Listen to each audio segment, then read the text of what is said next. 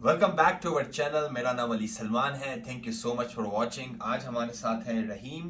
Right, रहीम Canada के अंदर जो है ना वो रियल्टर हैं, रियल स्टेट का काम करते हैं। और आज हम बात करेंगे आज की वीडियो के अंदर कि बेसिकली आप कनाडा के अंदर रियल्टर किस तरह बन सकते हैं, और बाकी चीज़ें भी पूछेंगे रियल स्टेट के बारे में थोड़ा बहुत, लेकिन और भी बातें करेंगे। पर बेसिकली जो टॉपिक होगा आज का, फोकस तो ये होगा कि आप कनाडा के अंदर रियल्टर किस तरह बन सकते हैं। क्योंकि एक रियल्टर बनने में दो तीन बड़े बेनिफिट्स हैं। एक तो ये है कि भाई आपको सिर्फ हाई स्कूल की एजुकेशन चाहिए होती है, तो डिग्री आपको चाहिए नहीं। On the other hand realtors make really good money. मतलब कि अगर आप एवरेज देखें रियल्टर्स का, जो जो अच्छा करते हैं बिजनेस के अंदर, लाख, सवा लाख डॉलर, 1.5 लाख डॉलर आप इजीली बना सकते हैं रियल स्टेट के बिजनेस के अंदर। और रियल स्टेट में सिर्फ ब्रोकरिंग नहीं आता, आप है ना, लेकिन वो कस्टम होम बिल्डिंग आती है, इन्वेस्टमेंट्स आती हैं, कमर्शियल, इंडस्ट्रियल, बहुत सारी चीजें होती है रियल स्टेट के अंदर। तो वेलकम टू द शो रही। यस, एल्बर्टा में मैं मतलब रियल्टर हूँ अभी। अच्छा, क्या? तो मोस्टली कनाडा के जो प्रोविंस सब में तकरीबन सेम लॉज हैं। सही। तो थोड़ा बहुत प्रोसीजर, हाँ, थोड़ा बहुत डिफरेंस है, बट वैसे काफी हम सिमिलर लोग प्रोसेस है। सब जो भी रियल्टर पूरे कनाडा में हैं जी जी। वो कैनेडियन रियल एस्टेट एसोसिएशन से रजिस्टर्ड होते हैं। अच्छा अच्छा अच्छा। अभी मैं अगर एल्बर्टा की बात करूँ जी जी। तो एल्बर्टा में रीका है, okay. Real estate association of Alberta के नाम जी, से है, सही। जो जो कि लाइसेंसिंग देती है रियल एस्टेट के लिए। रिक्वायरमेंट जो है वो आपने बताया हाई स्कूल होनी चाहिए। सही है। और तो क्या इनको इनको क्या आई कैश या वेस्ट से वो करवाने पड़ते हैं डॉक्यूमेंट्स? अगर मेरे पास पाकिस्तान या इंडिया से अगर डिग्री है या हाई स्कूल है तो इन्हें करवाने पड़ेंगे असेसमेंट? सम टाइम वो बोलते हैं, और सम टाइम अभी आप मास्टर हैं या आप पीएचडी डिग्री आपके पास, तो वो भी इस चीज़ को समझते हैं कि ये इनकी जो है एजुकेशन लेवल जो है हाई है। सही सही। तो इसके लिए कभी कभार वो बोलते भी हैं जी। कि आप जो है IQ यहाँ के स्टैंडर्ड के मुताबिक जी, हो सही। डिग्री। तो जब आप कोई लाइसेंस के लिए जब आप करते हो, रीका के साथ जाते हो कि मुझे अप्लाई करना है, तो इनका ये प्रोसेस ये है कि $100 आप जमा कराओ, उसकी फ़ीस एप्लीकेशन, सही। और वो आपकी जो है एजुकेशन लेवल देखते हैं कि हाई स्कूल होना चाहिए कम से कम, जी। और आपको वो जो है बोल देते हैं कि हाँ ठीक है, आप अपना लाइसेंस के लिए अप्लाई कर सकते हो। तो उसके लिए एजुकेशन लेवल है। और जो है एजुकेशन का ये सिस्टम है कि रीका के पास जो लाइसेंसिंग की जो अथॉरिटी है वो 4 फील्ड के अंदर है। सही। यानी एक आप रेसिडेंशियल ब्रोकर बन सकते हो, जी जी। कमर्शियल ब्रोकर बन सकते हो, जी। आप प्रॉपर्टी मैनेजमेंट कर सकते हो, और दूसरे मॉर्गेज एजेंट बन सकते हो। तो 4 अथॉरिटी इनके पास है, और चारों का जो स्टैंडर्ड ये है कि 2 एग्ज़ाम होते हैं। पहला एक होता है फंडामेंटल ऑफ रियल एस्टेट कहते हैं ये लोग, जो चारों लोगों को ये एग्ज़ाम पास करने पड़ते हैं। फंडामेंटल और रियल एस्टेट क्या वो जिसकी ऑनलाइन होता है, वो इन पर्सन हाँ, होता है? वो आप ऑनलाइन भी कर सकते हो, ऑनलाइन भी हम दे सकते हैं, और सिंपल फीस पे करके आप दे सकते और हो ऑनलाइन। कुछ भी इंस्टीट्यूट भी हैं सही है। जो उसको जो आपको हेल्प करते हैं। हेल्प करती तो है। आप क्या रेकमेंड करते हो, क्या वो इंस्टीट्यूट के पास जाएं जो नए लोग देख रहे हैं, या खुद प्रिपेयर करें? मतलब कि हार्ड होता है, इजी होता है, थोड़ा सा उस बारे में बताओ। मेरे अंदाजे के और मुताबिक, आपने क्या किया खुद? हाँ, मेरे अंदाजे के मुताबिक रियल एस्टेट का कोर्स कोई इतना मुश्किल नहीं है। जी।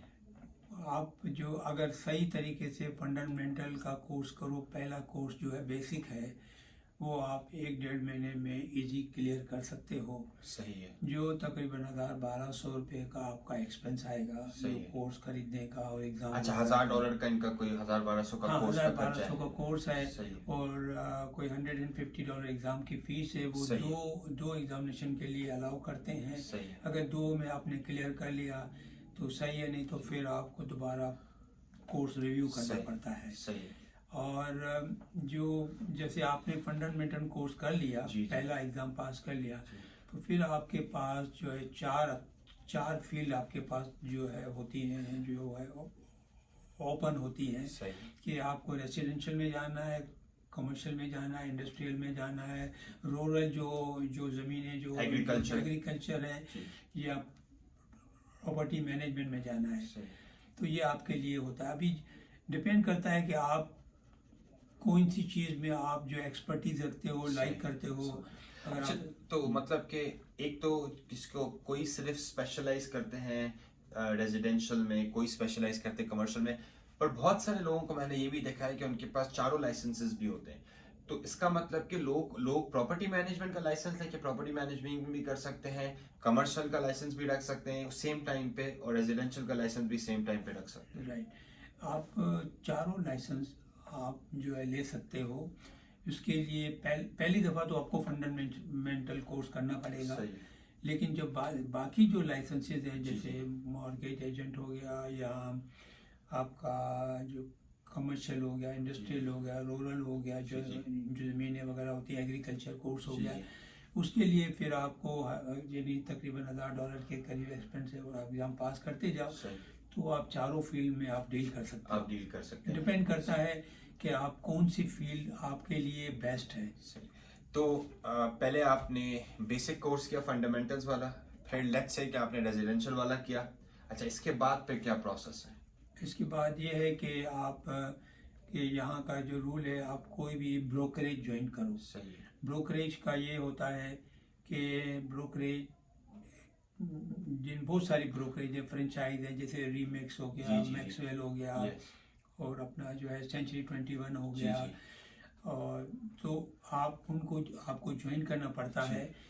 जो इसमें डिफरेंट ब्रोकरेज के डिफरेंट जो है सिस्टम्स बने हुए, रूल बने हुए हैं। कोई चार्ज करते हैं डील के ऊपर, कोई चार्ज करते हैं मंथली ऑफिस फीस चार्ज करते हैं। कुछ ब्रोकरेज आपको रूम देती है बैठने के लिए कि आप हमारी ऑफिस में बैठ के काम करो। अच्छा, तो मतलब कि एक तो ये चीज में बताइए कि आपके लिहाज से लाइक प्रॉपर्टी मैनेजमेंट जो है बहुत डिफरेंट फील्ड है बनिस्बत सेलिंग के रियल एस्टेट में। और एक और बात पे भी थोड़ा सा लाइट शेड कीजिए कि जो नई कंस्ट्रक्शन, जो प्री कंस्ट्रक्शन होती है, राइट, ओके, उसके बारे में भी थोड़ा सा बताइए, राइट, ओके। और डिफरेंस ब्रोकरेज में भी के बारे में भी थोड़ा सा बताओ कि लाइक जैसे आपने बोला कि जिस तरह मुझे करेक्ट में कि लाइक रीमैक्स हो गई, उनका एक मंथली चार्ज होता है। फिर बहुत सारी ब्रांड्स हैं लाइक होम एंड गार्डन जिस तरह, राइट, वो ट्रांजैक्शन पे चार्ज करते हैं, राइट। तो इस तरह के क्या नए लोगों को होम एंड गार्डन थोड़ा सा बेहतर पड़ता है क्योंकि उनके एक्सपेंस कम होते हैं, या थोड़े से एस्टैब्लिश रियल्टर हो गया तो वो रीमैक्स है, मतलब कि उसमें फ़र्क क्या होता है, थोड़ा सा उस बारे में भी बताओ। पहले तो आपने सवाल किया न्यू कंस्ट्रक्शन का। तो रियल्टर्स जो होते हैं वो डायरेक्ट बिल्डर के ऑफिस में जाके अपने क्लाइंट को लेके जाएं, या क्लाइंट से लेके जाने से पहले उनको ईमेल कर दें कि मैं ये आदमी को आपके ऑफिस में ला रहा हूँ। उनको जो है नया अगर बुक कराना है तो उनको पता होता है कि ये जो है रियल्टर के थ्रू आया है बंदा, तो उसके लिए कमीशन जो भी होगा, जब वो अगर घर ले लेता है तो वो आपको मिल जाता है कमीशन। सेकंड सवाल आपने किया कि ब्रोकरेज के बारे में, राइट। ब्रोकरेजेस जो है किस तरह काम करती हैं, तो जाहिर है। अच्छा, अगर कोई भी बंदा ब्रोकरेज खुद की भी खोल सकता है, राइट। ब्रोकरेज का मतलब ये है कि आप अपनी दुकान खोलते हो। सही है। और आपने 4 कोर्सेज जो कर लिए, सही है, जो बेसिक कोर्सेज होते हैं, रूरल, इंडस्ट्रियल, कमर्शियल और रेसिडेंशियल, तो आप अपनी ब्रोकरेज खोल सकते हो। सही। और आप अपने इसी तरह जैसे जो है रियल्टर्स जो होते हैं, एसोसिएट जिसको कहते हैं, उनको आप अपने साथ हायर कर सकते हैं। तो मतलब कि फिर आपके अंडर रियल्टर्स काम कर रहे होते हैं। सही। अच्छा, जो मैंने आपके पूछा कि भाई नए जो लोग हैं उनके लिए किस किस्म की ब्रोकरेज आप रेकमेंड करोगे आपके एक्सपीरियंस के मुताबिक? ये आपने बहुत अच्छा सवाल किया।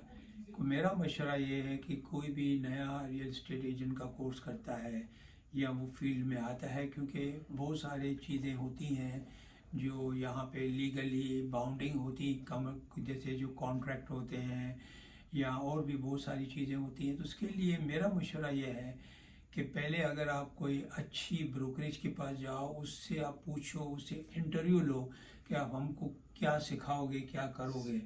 तो जो भी अच्छी ब्रोकरेज होती है उनके के ऐसे ब्रोकर्स होते हैं जो एजेंट होते हैं, वो आपको ट्रेनिंग देते हैं। ट्रेनिंग देते हैं। उनके चार्जेस थोड़े ज़्यादा होते हैं, लेकिन नए रियल्टर के मेरी एडवाइस ये है कि वो अगर अच्छी ब्रोकरेज ज्वाइन करे, भले अगर 6-8 महीने उसको थोड़ा पेमेंट भी करना पड़ता है ताकि वो उसमें एक्सपर्ट हो जाए। वो एक्सपर्ट हो जाए तो वो सीख जाते हैं, क्योंकि एक तरह से ट्रेनिंग भी तो एक्सपेंसिव है।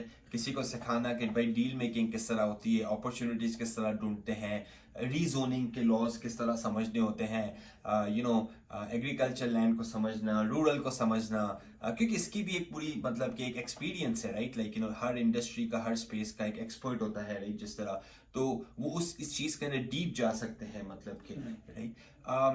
अच्छा, और मुझे बताइए कि लाइक जिस तरह बहुत सारे लोगों का ये भी क्वेश्चन होता है कि रियल एस्टेट में बहुत से लोग फेल भी हो जाते हैं, मतलब कि आते हैं, इनफैक्ट ज़्यादा लोग फेल होते हैं क्योंकि इसके अंदर सैलरी तो नहीं मिल रही होती, आपकी कमीशन बेस्ड अर्निंग्स होती हैं, राइट। तो इसके बारे में थोड़ा सा बताइए कि लाइक किस तरह बंदा जो है ना वो सक्सेसफुल हो सके इस इंडस्ट्री के अंदर। ये भी आपने बहुत अच्छा सवाल किया। पैशन जो है ना, ये इंडस्ट्री में जब नए लोग आते हैं तो उसमें ये है कि 90-80% लोग वापस छोड़ देते हैं क्योंकि सैलरी नहीं होती है। इसकी वजह ये है कि यहाँ तो उनको सही जो है ब्रोकरेज नहीं मिलती, उनको मेंटरशिप सही नहीं मिलती है। सेकंड ये कि अगर जैसे मैं आपको एग्जांपल दूँ, हस्बैंड वाइफ है जी, और वाइफ की जॉब बहुत अच्छी है, आपको घर के खर्चे का प्रॉब्लम नहीं है, तो 6-8 महीने तक अगर कोई डील नहीं होती है तो आप अगर सरवाइव कर सकते हो। तो मेरे सामने बहुत सी मिसालें हैं ऐसी। बहुत सारे रियल्टर बहुत ज़्यादा सक्सेसफुल हैं अभी 6-8 महीने के बाद, 1 साल के बाद, क्योंकि उनकी वाइफ या उनको यानी घर के खर्चे का प्रॉब्लम नहीं था। तो इसी तरह एक दूसरे के लिए आदमी सेक्रीफाइस करता है। एक अगर स्पाउस जो है, अगर आपका वो फिक्स्ड इनकम पे है तो आप जाके ये रिस्क ले सकते हैं, क्योंकि रिवॉर्डिंग कैरियर है, बस थोड़ी मेहनत करनी पड़ती है स्टार्टिंग में, पहले 2-3 साल। फिर आप जब एक बार अब इस इंडस्ट्री के अंदर जम जाते हो तो फिर आप बहुत फास्ट ग्रो कर सकते हो। और एक और भी बहुत अच्छी चीज़ ये है कि इसको पार्ट टाइम भी आप शुरू कर सकते हो। सपोज करो आपकी जॉब है, आप एल्बर्टा हेल्थ में काम करते हो या गवर्नमेंट में जॉब करते हो या कहीं भी काम करते हो, तो आप स्लोली प्राइवेट शाम के टाइम या वीकेंड पे आप रियल एस्टेट में आओ, तो वो आप 1 साल 1.5 साल तक अपने क्लाइंटेल बना लो, फिर आप अपनी जॉब छोड़ दो। बहुत सारे लोग इस तरह भी करते हैं जो अपने, क्योंकि उनको एक्सपेंस तो चाहिए मंथली, राइट। तो ये भी एक बहुत ही अच्छा मेथड है। There you go, right, अच्छा रहीम, अगर किसी को आपके साथ गेट इन टच करना हो, राइट, कोई भी सवाल हो किसी को भी, राइट, वो किस तरह आपसे कांटेक्ट कर सकते हैं? आप बिल्कुल, जो भी किसी को कोई भी मार्केट के बारे में पूछना हो, लाइसेंस के बारे में पूछना हो, कोई हेल्प चाहिए, तो मैं जो है